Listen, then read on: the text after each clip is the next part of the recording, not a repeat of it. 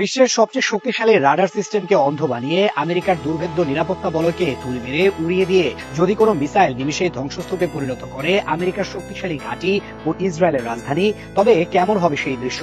গল্প নয়, ঠিক এই অবিশ্বাস্য ক্ষমতা নিয়ে ইরানের দুর্গম পাহাড়ের আড়াল থেকে মাথা তুলে দাঁড়িয়েছে এক ভয়ানক পরমাস্ত্র, যা চোখের পলকে তছনছ করে দিতে পারে শত্রু শিবির। পশ্চিমা বিশ্বের দম্ভ চূর্ণ করতে ইরান এবার মাঠে নামিয়েছে তাদের সবচেয়ে ভয়ঙ্কর ট্রাম্প কার্ড, যার নাম খোররাম শহর 4।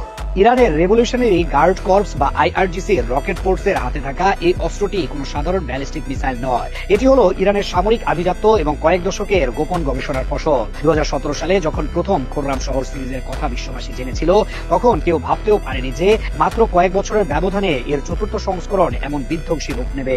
এই মিসাইলটিকে বলা হচ্ছে স্টেলথ কিলার বা অদৃশ্য ঘাতক, কারণ এর গায়ে লাগানো হয়েছে এমন অত্যাধুনিক জ্যামিং প্রযুক্তি যা শত্রুপক্ষের শক্তিশালী রাডারকেও বিভ্রান্ত করতে সক্ষম। অর্থাৎ আমেরিকা বা ইসরায়েল যখন বুঝবে তাদের দিকে কিছু একটা ধেয়ে আসছে, ততক্ষণে আর কিছুই করার থাকবে না। মৃত্যুর পরোয়ানা নিয়ে এই মিসাইল তখন তাদের মাথার উপর। এই মিসাইলটির সবচেয়ে ভয়ঙ্কর দিক হলো এর অবিশ্বাস্য গতি এবং আঘাত হানার সময়। উৎক্ষেপণের পর লক্ষ্যবস্তুতে আঘাত হানতে এটি সময় নেয় মাত্র 10 থেকে 12 মিনিট। কল্পনা করুন, মাত্র 10 মিনিট। এইটুকু সময়ে আমেরিকার প্যাট্রিয়ট ব্যাটারিগুলো তাদের সিস্টেম চালু করার সুযোগও পাবে না। তার আগেই 1500 কেজি ওজনের এক বিশাল ওয়ারহেড আছড়ে পড়বে তাদের বুকে। 1500 কেজি বিস্ফোরক যখন শব্দের চেয়েও 8 গুণ বেশি গতিতে আঘাত হানে, তখন সেখানে কেবল বিস্ফোরণ হয় না, সৃষ্টি হয় কৃত্রিম ভূমিকম্পের। কংক্রিটের বাংকার হোক বা ইস্পাতের দুর্গ, সবকিছু ধুলোয় মিশিয়ে দেওয়ার জন্য এই একটি মিসাইলই যথেষ্ট।